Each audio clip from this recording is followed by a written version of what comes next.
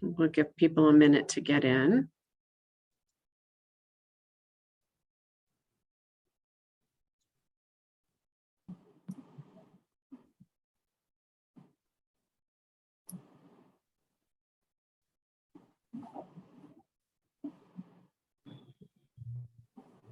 Good morning, everyone. We'll just give everyone a chance to get into the program today, and we'll be starting in just a few minutes.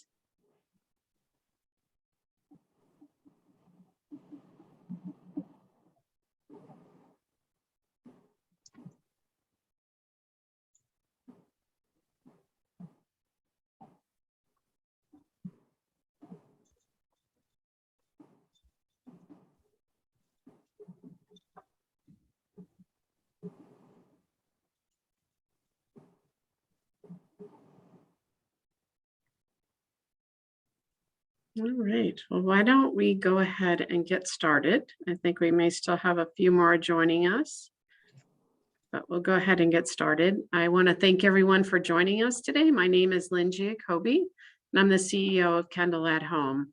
The Kendal at Home course and series is designed to educate, engage, and inform our viewers.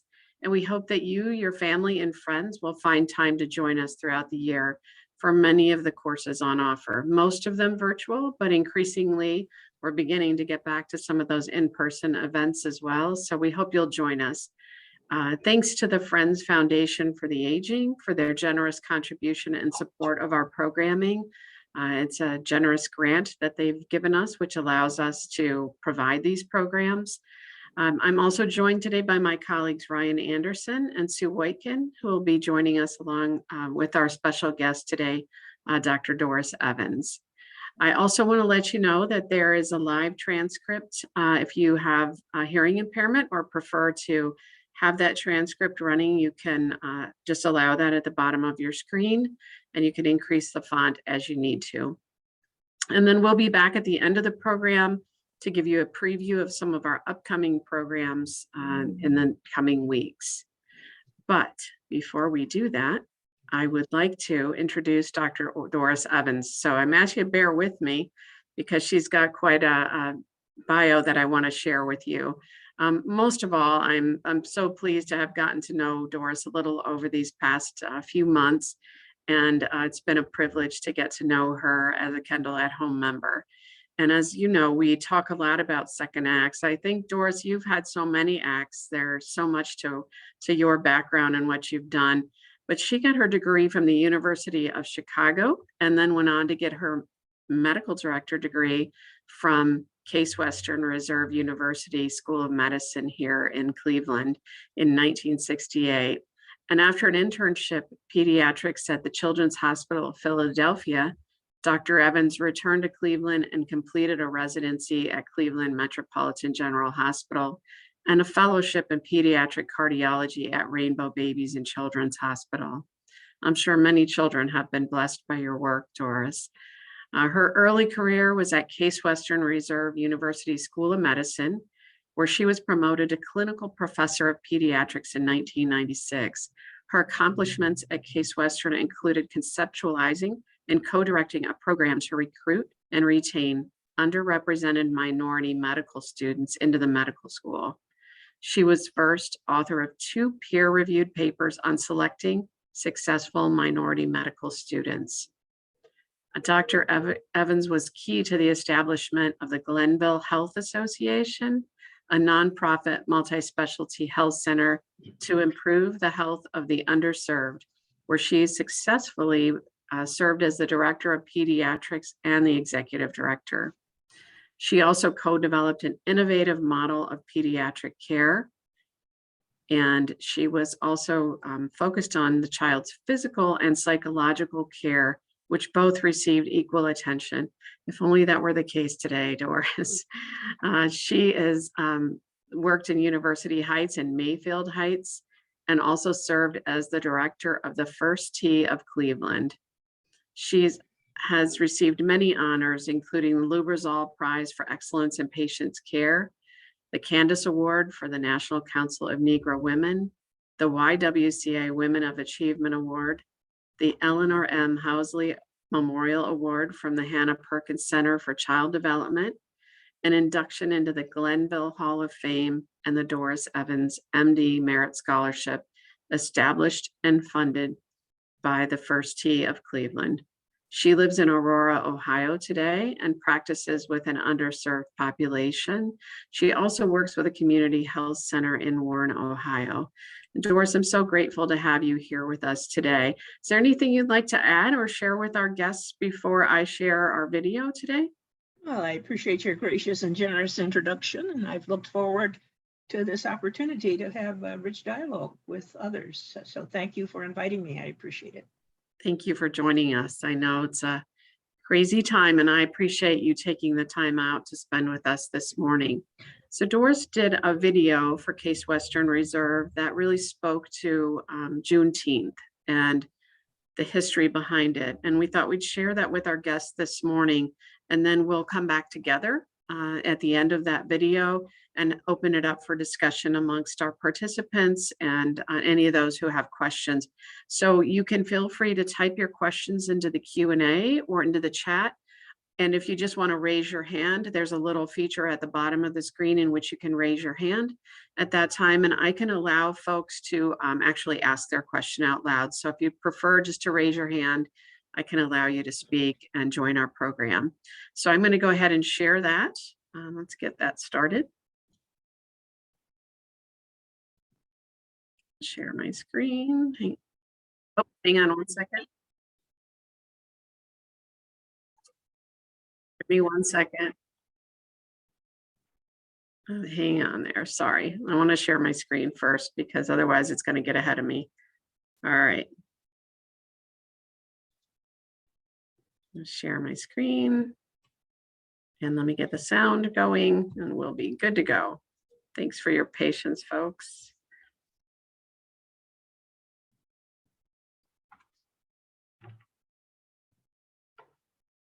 All right.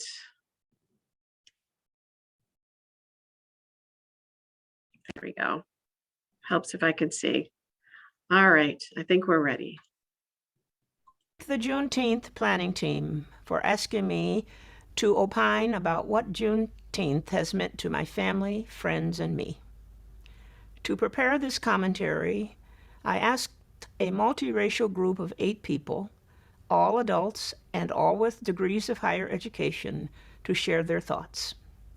What was clear among all of them was the pain each felt in recollection of this happening in American history. I do not recognize Juneteenth as a celebratory event. The historical facts may make this clear to you. President Lincoln's Emancipation Proclamation was signed January 1, 1863, proclaiming the abolition of slavery in Southern Confederate states. Texas was one of these states. However, the slave owners there did not inform the slaves of their free status. This did not happen until June 19, 1865, when a Union general, Gordon Granger, read a military order at Galveston Bay, informing Texans that the U.S. government would enforce the Emancipation Proclamation. Thus, in my thinking, Juneteenth illustrates how freedom and justice for Blacks in the U.S. have always been delayed. The 13th Amendment to the Constitution, ratified in December 1865, abolished slavery throughout the United States. Still, what followed for the Black freedmen, bringing us to the current day, were lynchings, Jim Crow laws, mass incarcerations, discriminatory housing, lack of economic investment and quality education, etc. Presently, we are amid crises over unjust killings of Blacks by police officers. These many murders have raised the nation's consciousness, expressed in Black Lives Matter and peaceful protests for justice, where many participants are white. Backlash from other whites has been expressed in attempts at voter suppression, an attack on the nation's capital by far-right extremists, and attempts by conservative whites to exclude critical race theory in education. William Faulkner summarized all of this. We must be free not because we claim freedom, but because we practice it. So, what to make of Juneteenth? What about commemorating it with a commitment to dismantle the structural, systemic racism that afflicts every part of our society? What about this prestigious university making a commitment to having the faculty represent a rainbow of colors reflective of our society? What about the nation committing to a process of truth and reconciliation, just as it has been done to great benefit in so many countries, including South Africa and Germany? Once these commitments have been fulfilled, then there will be time for celebration.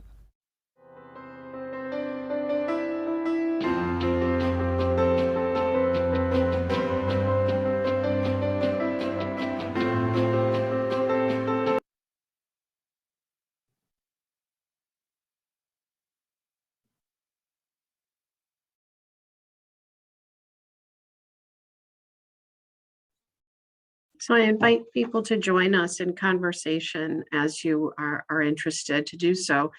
Doris, I wondered if you could share with me at the end of the video that we just saw, you talked about things that we need to do in this country, and you referenced countries like South Africa and Germany and steps they have taken.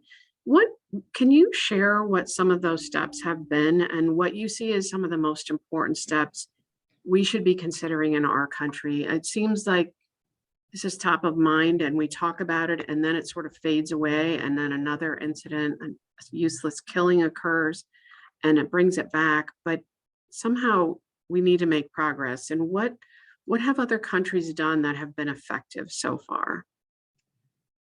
Well, thank you for that excellent question, because I think it really does get at the heart of the matter. In all of the countries that have had truth and reconciliation efforts, I think what's to be underscored is truth. All of those countries have been, in my view, confessing countries, admitting to the horrors of life in those countries.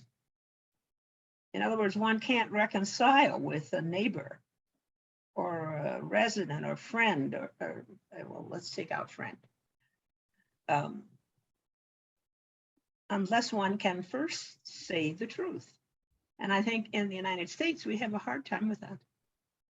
We're unable to admit what our sins have been. And it's really hard to even discuss it because it raises so much feeling that one backs away. I was in a forum at my church recently. We weren't discussing diversity issues. It was another issue.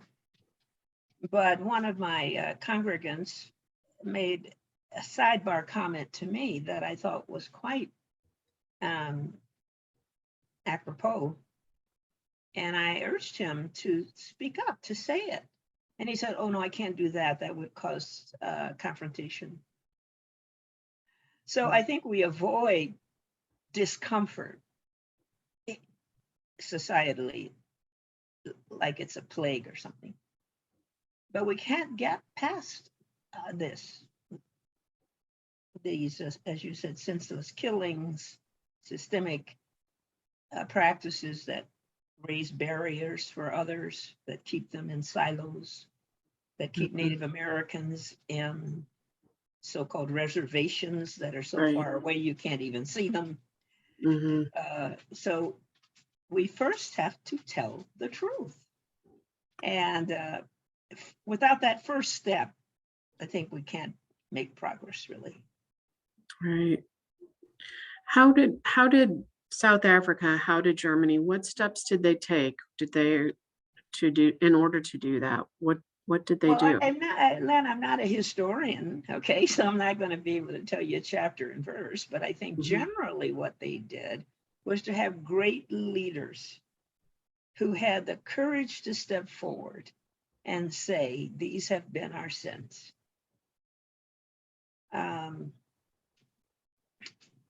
So I'll give an example. I think examples are the best way to really illustrate how you make progress.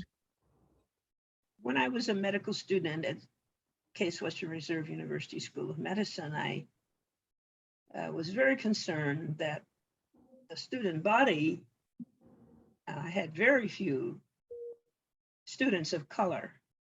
When I came into the medical school, there were 4 African-American students throughout the school. There were no African-American basic science faculty.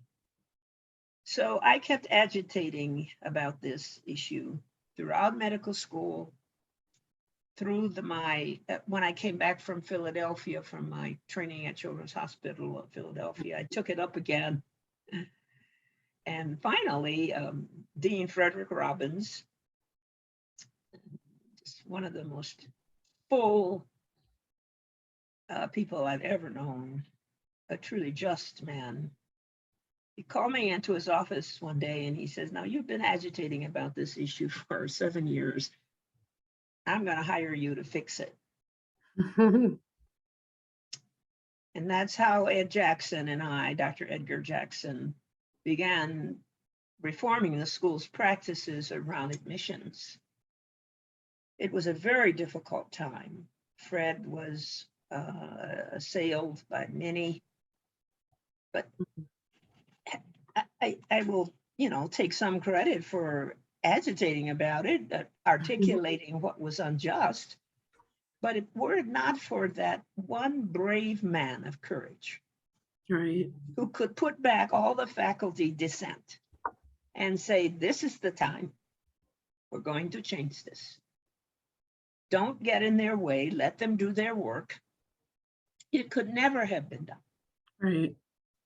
So what steps are that there are people in leadership like you or others, joined by Black voices, brown voices, that step up and say, "These have been the sins of our institution." It's very easy to point to other institutions or to other people, but until one can put the light in one's own eye, there can be no progress.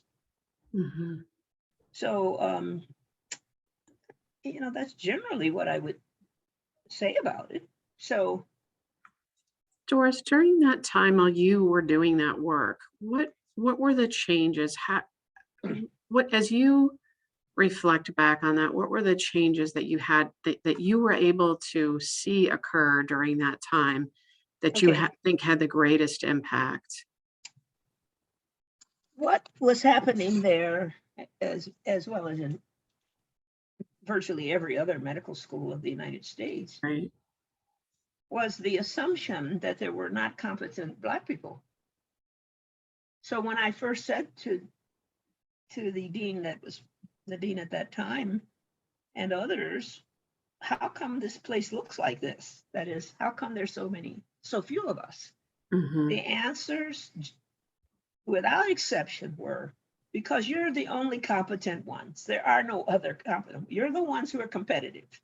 And there are not larger numbers of competitive students." It was, I think those in the administration were just fabulous people in general. And Dr.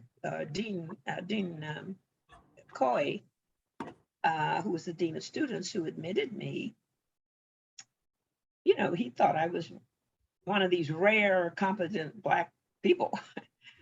And I was grateful for the admission. I've been involved with the medical school from the day I started there. But when we started this initiative, Mm-hmm. even he said, "You're going to ruin everything I've done with this. This is an elitist institution. You're going to bring it down. You're going to lower the standard, by doing this." And again, at the side and on the stage was Fred Robbins saying, "Nonsense," And Dean Coy finally came around, and I think he recognized the error of his ways. But what we did simply was reach out. We made contacts to innumerable undergraduate colleges, not only historically Black institutions, but many others. With our program, with our advertising that we wanted to change how we looked, Mhm. and we traveled to places to make presentations. So we opened up the admissions process, basically. We lowered the barrier. And, many white faculty would say, oh, they're just not going to make it, they're going to fail. And our answer was, well, why can't Black people have the same opportunity to fail as white people? Not every white student admitted to the medical school succeeded. Most did, and most of the ones we identified who were Black did. But basically, it was a process of letting it be known throughout the country. Case Western Reserve University School of Medicine, in its tradition of reformation, Mhm. because it had done other things to reform the curriculum, is now going to, be a different rainbow. And we are interested in your support and your referral of students. We then systematically looked at criteria that would predict success. And they included what was called the Aston Index, which was a way of scoring the quality of a college, Right. as well as the student's grade point average. And the MCAT, which everybody has heard about, was considered, but it wasn't the only thing considered. Mhm. So we had a very high success rate. We also did another program, and I really don't want to talk too long about this because I think the audience may have things they wish to say, but we had another program in which we identified students we knew to have marginal qualifications. And we thought, based on assessments of character, basically, that they would be candidates for a special baccalaureate program, a year of extended college, if you will, Mhm. to allow them to address what might be educational deficits. And we hired a faculty. We wrote a grant that allowed us to do this. This was back now in 72. But we got a grant of over $500,000 to Wow. hire faculty to teach these students. Unfortunately, very few of them really could bridge those deficits. And that was a very great learning experience about the harshness of racism. And that is when a certain group has been systematically denied opportunity, over many, many, many years. It's not possible within 1 year to correct that. So that was an interesting study about another group of students. Were they college students who were already coming in, or were you actually reaching out to students who were still in high school? And No, these were college. These were okay, students who had basically graduated from, or were okay, going to be graduating from college. okay. Doris, I hope it's okay, but I'd like to ask you a personal question. I read your bio. I shared your introduction and how truly accomplished you have been throughout your career. What obstacles did you face to get into college, to become a physician, yet a woman, no less, when I would imagine at that time there were probably few women, let alone few Black women, who were entering into college and obtaining medical degrees. How were you successful? What was it that made it different for you? Well, again, I could take up the whole program with this, but I think in a word, it was having an accomplished family. And we didn't sit around talking about how badly we were being treated. Hmm. We had a confidence that there wasn't anything out of reach. I mean, I think I began saying I was going to be a physician when I was a little less than 5 years old. Wow. And that was met by my parents and grandparents with, oh, that's great, but whatever. you know, what you'll be able to do whatever you want, and we're here to help you. Mhm. But in our family, largely, there was no discussion about whether you would go to college. It was assumed everyone would go to college. Mhm. So I think I had a truly privileged background of faith also. My maternal grandfather was a pastor, and his wife, my beloved grandmother, was maybe a truer disciple than he was. And I learned, you know, at her feet, basically, uh, or I should say by her example, what it means to really have unshakable faith, Mhm. that we are all made in the image of God, and that if God loves you, it doesn't matter what else happens in your life. Mhm. And really, that's been my, in the face of, you know, assault and all kinds of, one might call mistreatment, upon which mostly I didn't focus. You know, I was more focused on who I am and who I was, and that God loved me and my family loved me. Mhm. And in that love provided example after example after example within the family and outside of the family of what it means to be able to release one's innate abilities and talents. One example of that is we went to hear the famous Negro contralto, Marian Anderson. First, I heard her when I was like 6 years old. Mhm. And we went backstage to meet her at a concert hall in Chicago. And my mother had versed us on what we should say to this great lady. And it was simply, Miss Anderson, we were so pleased with your concert and so grateful that you came. And I kept up a relationship with her uh, through medical school. We had a correspondence, so I have multiple letters from this woman. But the point is, in our living, we had many examples and experiences with people of color and not of color who were Mhm. very, very successful and prominent. My mother took us to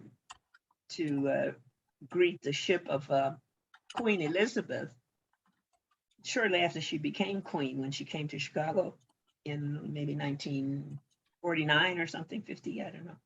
But we were right there at the lakefront there, you know, watching all of this. So in my practice of poor people, my private practice, which I had for 25 years, was largely middle, upper middle, and upper class people of every race.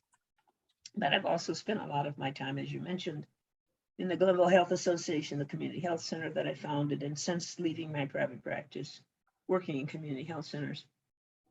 The one characteristic of abjectly poor people, including abjectly poor white people, is that their universe is very small. You know, they think of the world as 2 blocks away. If the hospital is 2 miles away, that's like going to Europe. Right. You know, the world is very contracted, and the exposure to other things that might help them get out of this is zero. You know, there's a lot of looking at videos and citing things like that, but reading and telling stories and playing board games and going to meet famous people, Mhm. none of that is It's in the different. world of these people. So it Right. makes it almost impossible without very concerted efforts, truth and reconciliation committees, commissions, and the willingness to correct it. In other words, when you raise the word reparation, it makes people have seizures as if it means only one thing, which in my mind it doesn't. Reparation most deeply means a long-term commitment to repair. Does it include money? Yes, but it includes much more. It means dismantling ghettos. You know, it means providing the quality educational tools and materials. The breakthrough schools in Cleveland in the earlier iteration, founded by my good friend John Zitzner, would be an example of that. I mean, this man had a very successful, he's white, and he had a very successful business. which he sold and used part of the proceeds to start this new school. Mhm. And their ratings are superior compared to the Cleveland public school system. But, it's because they have small classrooms, superb teachers, Right. longer school days, longer school years, rigor. It's a lot to it, but it's a commitment and it takes a lot of things. I was thinking that the commitment to those children that attend that school must be very similar to what you describe in your practice. You're not just caring for the physical well-being of these children, but also the psychological well-being. And when you talk about these children, regardless of color, their world, sometimes they don't have food. There are so many needs they have that go well beyond just education. And if we aren't meeting their basic needs, how can they possibly be successful in school or anywhere else without those needs being met? I would imagine that school is addressing so much more than just their education. I think they largely address education.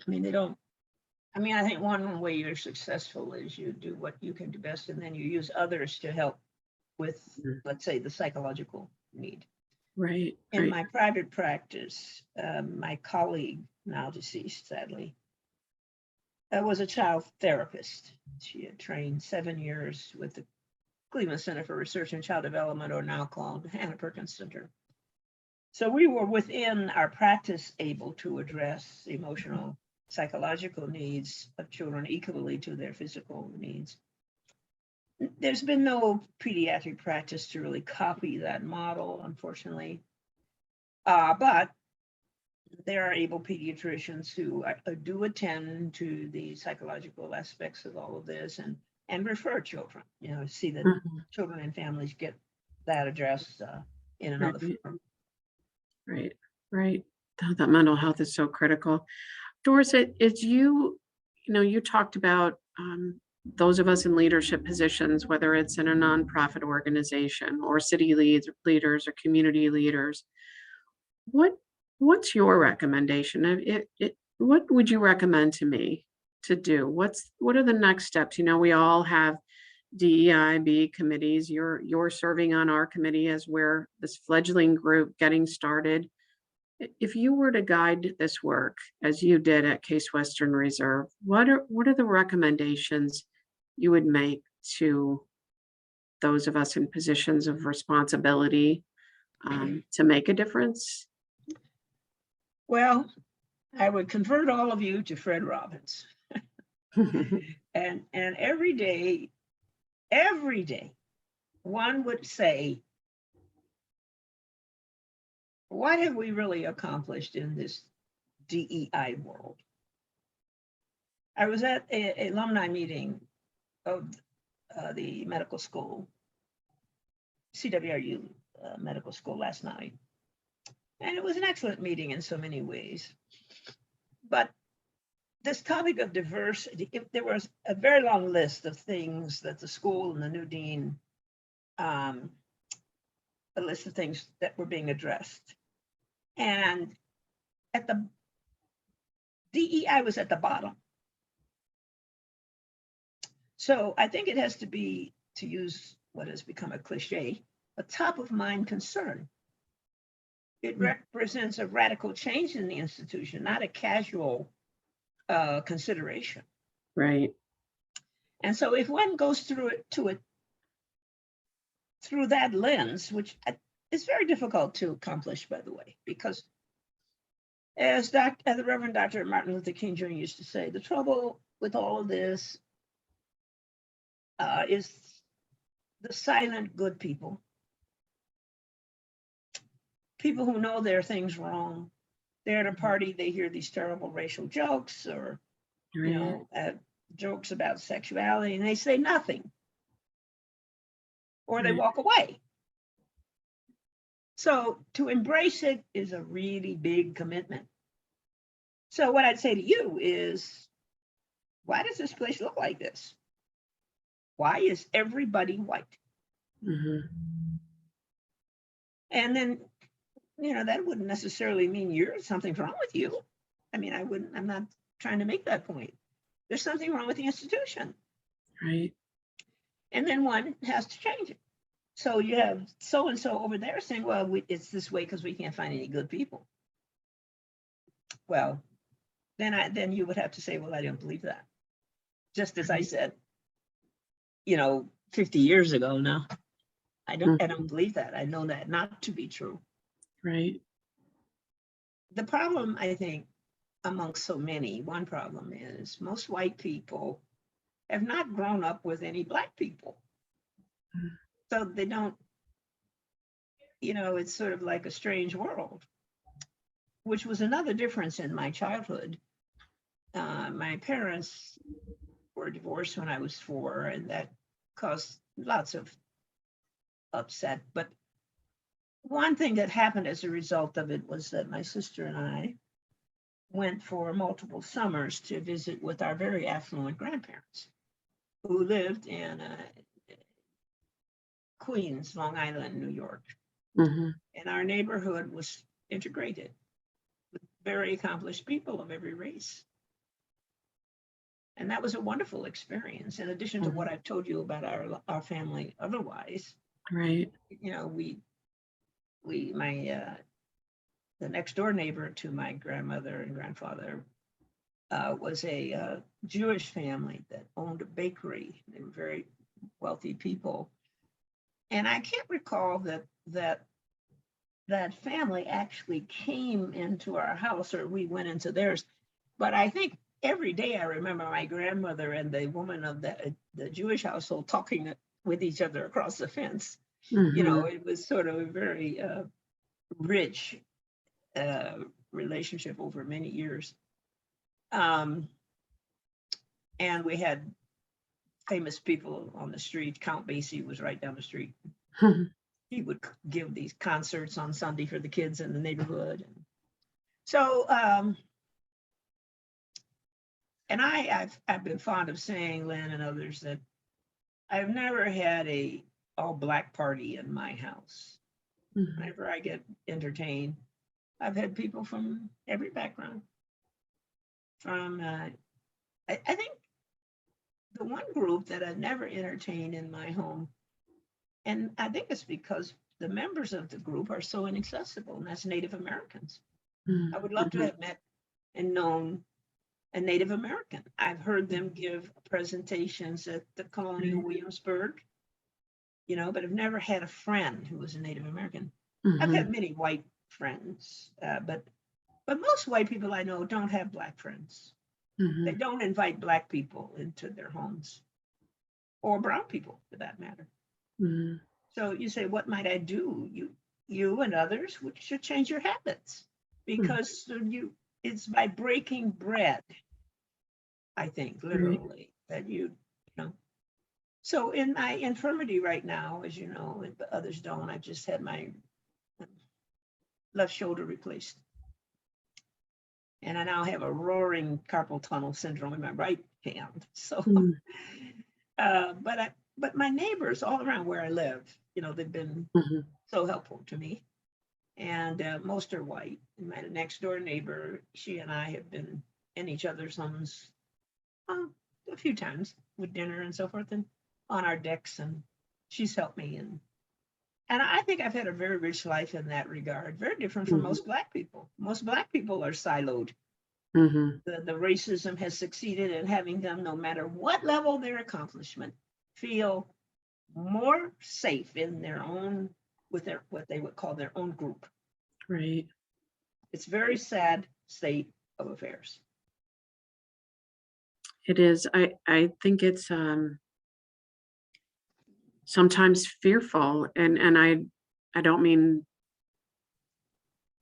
I think I grew up in a racist family. My grandparents, I can remember the racism that I experienced growing up as a child and learning those lessons throughout my life. But as I have very close friends that I've seen become the victims of that racism, and it is sometimes a difficult journey to know how to, you talked about those social encounters.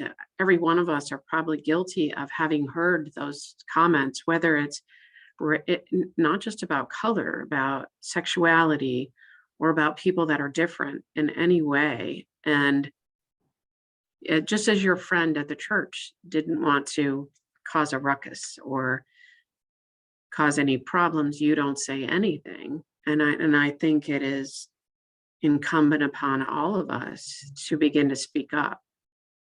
And when we hear those comments or are party to that as you said, we tell our truth. We begin to take those steps. And sometimes it's uncomfortable because you're not quite certain how best to do this without causing the ruckus. And maybe causing the ruckus is important. I think. Well, you remember the Congressman John Lewis, Mm-hmm. who died in the last year or so? One of his catchphrases was "cause good trouble." Right. You can't live in this life without causing trouble.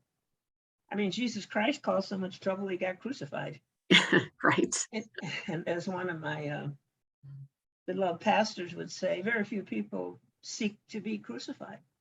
Right. And I don't want to be crucified, and I have lived a good long life. But had I been crucified, it would be okay. I've said often I would never have been a slave. I mean, I don't have that mentality. I would either have tried to escape and been killed, or or escaped. I mean, I just and I have in my history, obviously, part of my heritage, it would include slavery, and my great great great great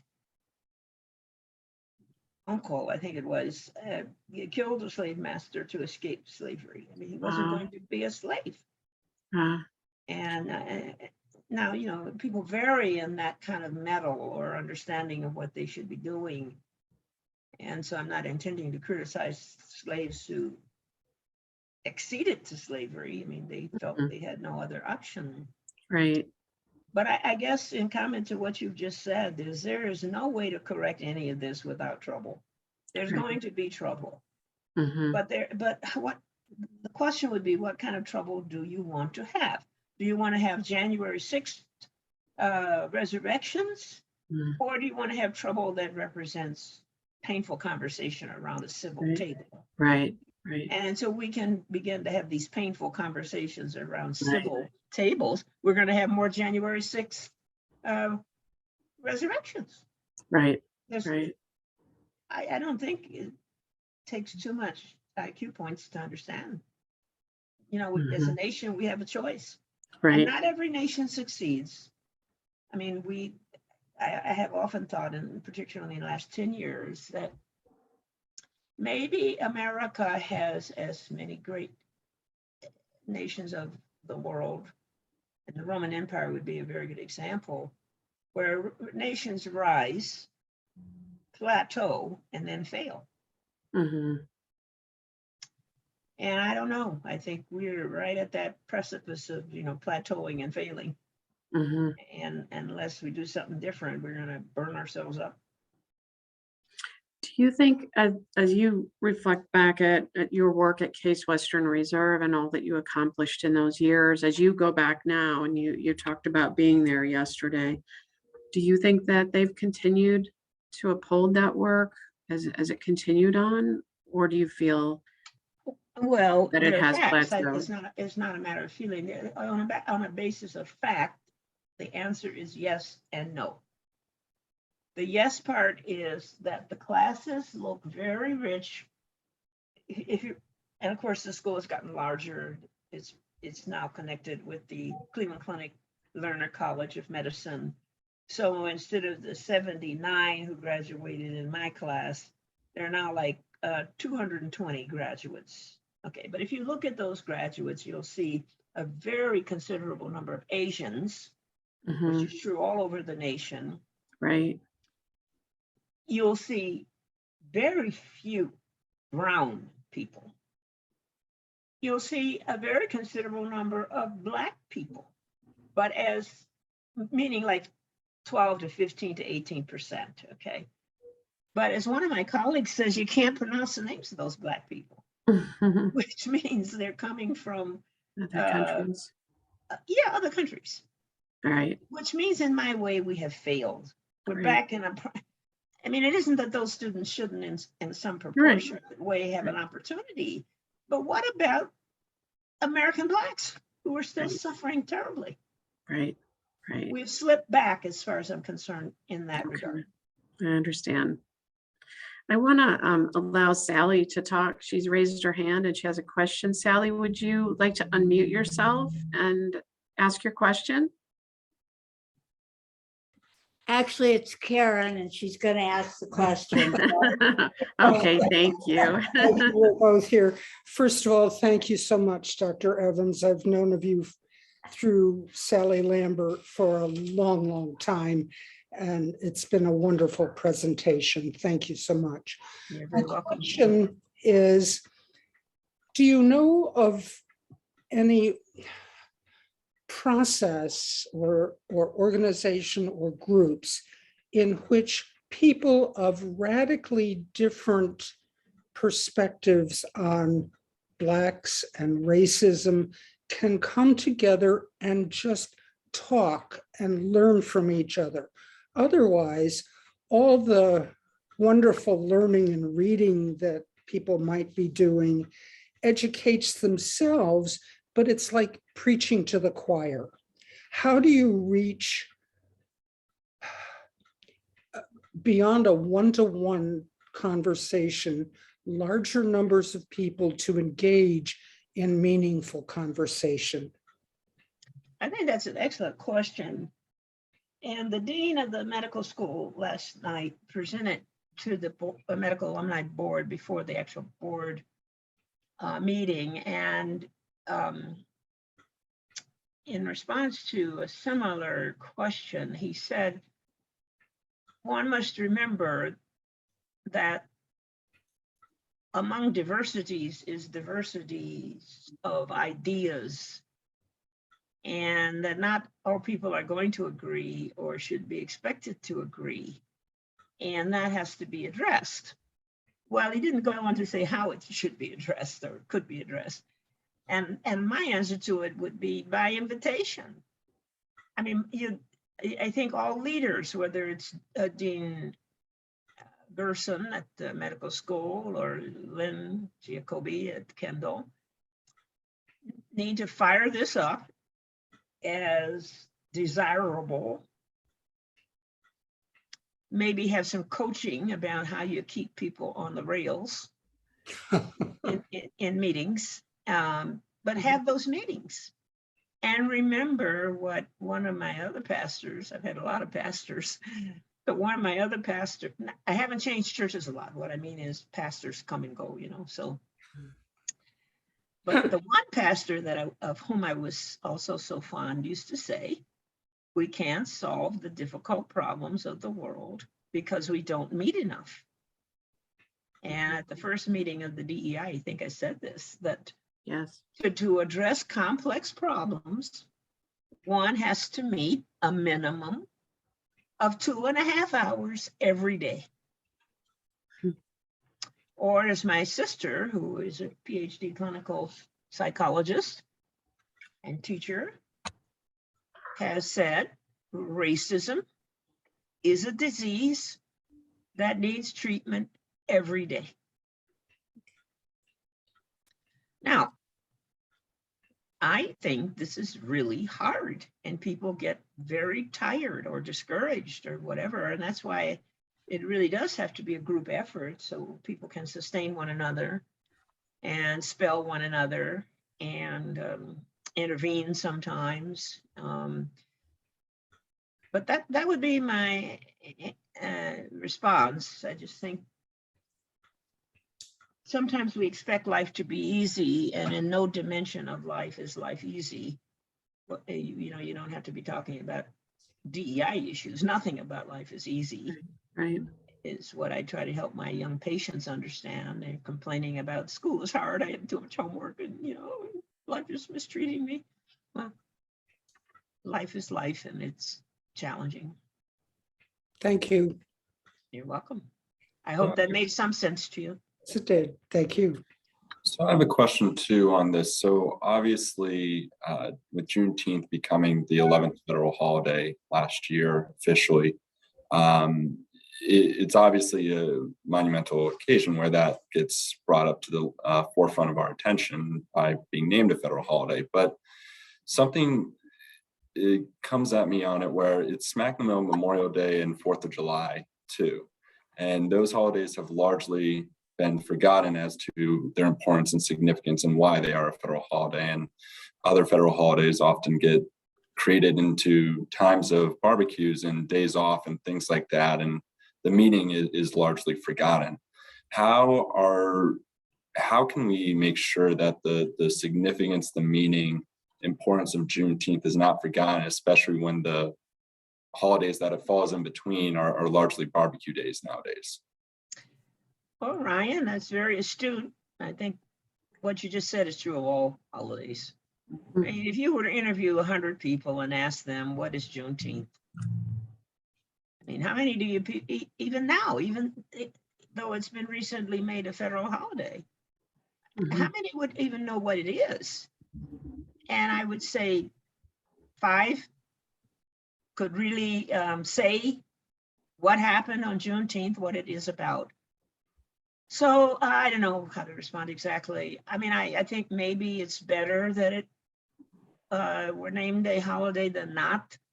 I'm not sure I would have voted for it to be a holiday. I mean, I would vote for, my YouTube has been shown, I don't know how many times, a zillion times. And I think the way you maybe have people internalize the meanings of these various days is that you have some kind of YouTube, some kind of a convocation, the university, for example, CWRU, who asked me to do this.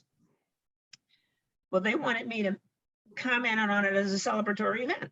And obviously you heard that I don't see it that way.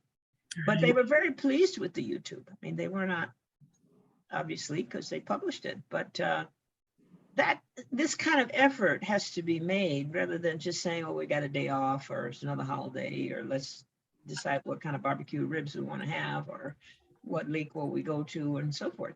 Not that one can't have pleasantries on such days, but I think your point is really excellent. And I'm with you. I just think for all of these holidays, and I find myself in, probably when I was much younger, I didn't give it enough thought to it because I was giving thought to other things. But as I've gotten older, I certainly have thought about them all, much more and tried to really understand them more. So I hate to put a big load on leadership, but as my mother used to say, if you're having a problem with an institution or a store, ask to speak to the manager, because the manager became a manager for a reason. So leaders have a big job in all these issues we're talking about. Yeah, I think that's so true. I spent a good part of my life living in Texas, and if you lived in Texas for any period of time, you knew what Juneteenth was about. And commemorating those days, was long before it was ever made a national holiday, but it was something that at least I believe, maybe I was fortunate enough in the places that I worked that there was attention paid to why we commemorated that event and the meaning behind it. I think some of those things continue today, but as we look at a national holiday, as you just said, Doris, I think so much of this has to be meaningful and understanding what it's about, even talking about it. It's the whole reason of inviting you to join us today and beginning these conversations or continuing these conversations. Doris, I think you're one of those people that I think, as Karen just said, you could probably, we could spend the whole day talking. And I so appreciate the opportunity to learn and to understand from your perspective how we continue to grow and work together and engage in these conversations on an ongoing basis. So I'm going to call you every day for a 2.5-hour conversation to help guide us. How about that? Good luck. I so appreciate the time you have given us, Doris. And any final comments you want to leave us with? Anything you would like to share with the folks before we end this program today? Well, I hope I've made clear that I don't regard white people or any people as my enemy. I love people. And as I grow older, my heart is really sad that we don't together, whites and blacks and browns and Native Americans, have a greater family. I've sought to do that in my own living by having all people around my table. So I want you to know that I care about how you think and feel. And as has been suggested, I think we need these forums in which we invite difficult conversation, and only then can we grow. So I'm very pleased to have been invited today and to have gotten to know a few people. I don't know how many have been a part of this audience, but it's been a pleasure for me. Thank you very much. Doris, it's always a privilege and enjoyable talking with you. Thank you so much. And many of our comments coming in saying thank you as well. So I hope you continue to heal and feel better every day, but so grateful for your time today and having the privilege of working together with you. Likewise. Thank you. And thanks to everyone for taking the time to join us today. Ryan, do you want to share upcoming programs with the group? This year. So, where's there? You had it. It was there. It was there. Okay. Yep. So just upcoming events for us here on it. So we have this Friday, June 17th at 11 a.m. is Healthy Aging Matters with the Cleveland Site Center. This would be by invitation only, predominantly for Kendal at Home members. And that's going to be with Tom Sawyer of the Cleveland Site Center. It's going to be going over some vision issues as well as other things as well with technologies and stuff like that. Next Tuesday, June 21st at 6 p.m. is going to be Make a Plan with Kendal at Home. That's a virtual informational seminar for anyone interested in learning more about Kendal at Home, potentially seeking to become a member of Kendal at Home. And that's for anyone, the loved ones, neighbors, friends, family, etc. And then on Thursday, June 30th at 1 p.m., is your home really prepared for aging in place? That's going to be with Rosalind Strickland of Strickland Interior Design. And she's going to be going over what is out there to make sure that your home is suitable to age in place. What modifications can you make? What ranging from simple additions to other things as well, including lighting, bathrooms, ramps, stuff like that. Really making sure that your home is put in a great position so that you can actually age in place. So those are upcoming events. And as always, we do thank the Friends Foundation for the Aging for helping us put on these programs.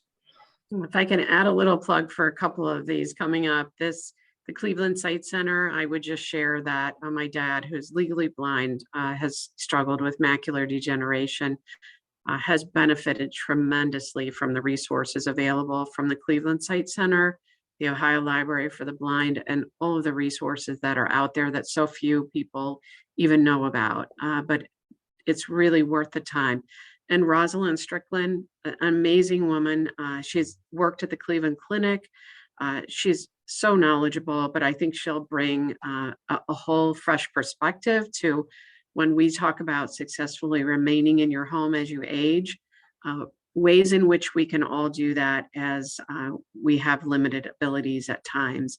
And I think she'll bring tremendous expertise to the table. So, and of course, always hope that people will join seminars and learn a little bit more about becoming a member of Kendal at Home. But thanks to everyone for joining us today. We wish you all a good week ahead, rest of the week ahead, and stay cool in this warm weather that we have upon us. And we look forward to joining us again in the near future. Thanks, everyone. And thanks again, Doris. You're welcome. Bye-bye. Bye-bye.